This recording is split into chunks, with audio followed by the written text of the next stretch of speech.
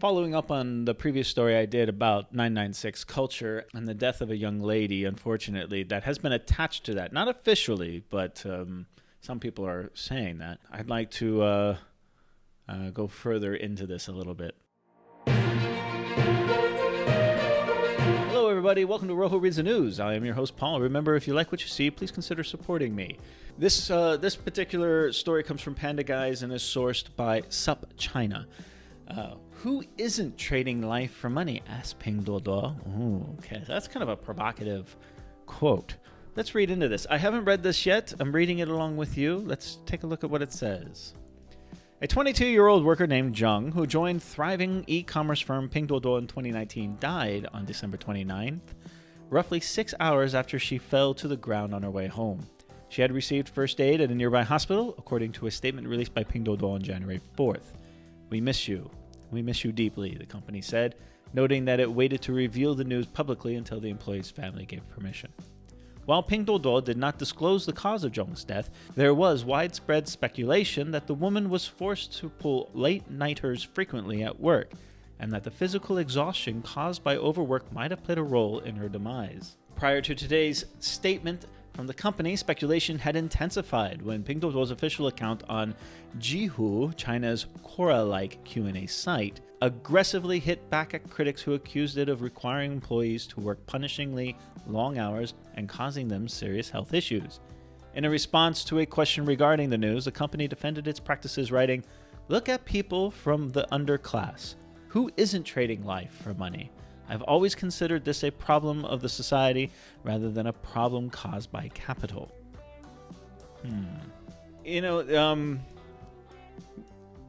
Company culture plays a big role in this as well. It might not be forced over time, but there is competition within companies to work long hours and work very hard. If you want to move up, if you want to have success, if the person next to you doing the job is working long hours, well, you are then inspired to work long hours too, because you're in competition with that person for future development and future, opportunities. This is a culture that doesn't just exist here in China. It doesn't just exist in tech companies. It's rampant all around the world, including in America. I have seen it firsthand. I've been part of it, so I know exactly what this is. Pinduoduo's statement continued, "This is an era where you have to put your life on the line to fight for a better future. If you choose to live comfortably, you have to deal with the consequences entailed by your decision.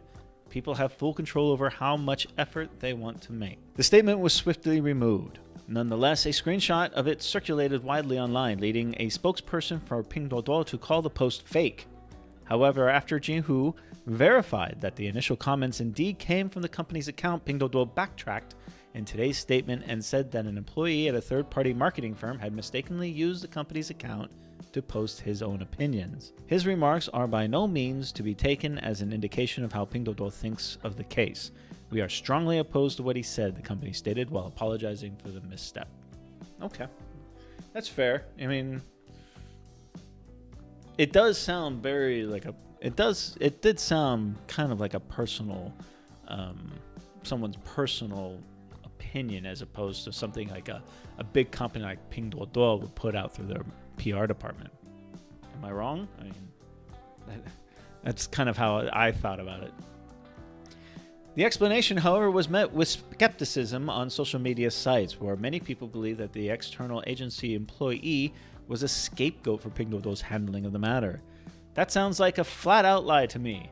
There's no way a high-profile company like Pinduoduo would let an individual outside the firm post things on social media without its authorization, a Weibo user said. Others voiced indignation at Pinduoduo's unwillingness to change its stressful working environment, excoriating it as a greedy and brainwashing exploiter whose relentless pursuit of growth was pushing its workers to the brink of fatigue, pain, and, in Zhong's case, death. It seems like Pinduoduo would rather lie and stoke anger rather than take action to make it an easier place to work. This really speaks volumes about how little it cares about employees' well-being, one Weibo user commented. I wouldn't go that far. I mean, I don't think any company wants to work its employees to death. That seems counterproductive, especially in today's environment. I mean, even in the cutthroat tech industry of China, I really doubt that that is the official position of a company this large. I mean, it's I'm pretty sure they're a lot smarter than that. The news has also attracted attention from the Labor Supervision Department of Shanghai's Chengning district, where pinduoduo's headquarters are registered, which said today that it had launched an investigation into the case. Employee burnout and stress is a serious problem in the average Chinese workplace, but is especially acute among some of the country's biggest tech companies, many of which have famously rigorous workplace cultures that often encourage extreme workaholism, favor young people, and expect employees to give up their benefits like vacation time for the sake of productivity. The working conditions of Chinese tech workers have come under increasing scrutiny in the past few years, with an online campaign protesting against the infamous 996 culture, working 12 hours a day, 9 a.m. to 9 p.m., and 6 days a week, creating an awakening among Chinese tech employees in 2019 and leading to calls to end the industry's overwork problem. It really depends on what company you work for. I know companies here in my small town that have this 8 to 10 hours a day, 6 days a week schedule, where employees only get one full day off. I've worked for these companies. I know what it's like. But I also have seen other companies that do a typical banker's hours of kind of a 9 to 5 and often include a 2-hour lunch, which includes a nap time. So company culture varies greatly. It's not always based on the industry that it's in. It's the boss and the management and the general culture that is allowed to fester within the walls and amongst the employees. Again, leadership and management dictates this. Whether or not it's part of this person's unfortunate death, nobody really knows that for sure. But it is an issue, and it's not just here in China. It's all around the world. I mean, Japan's workforce is notorious for this type of culture. Although the movement faced vehement opposition from several Chinese tech moguls, Alibaba's Jack Ma defended overwork culture by calling it a huge blessing for young employees. Yeah, it was a very controversial statement from Ma Yu. Some local governments are starting to roll out policies that demand better conditions and a limit on hours for workers. Last year, Shenzhen, home to Tencent, DJI, and other major Chinese tech firms, became the first Chinese city to introduce a regulation requiring local businesses to mandate paid annual leave for employees.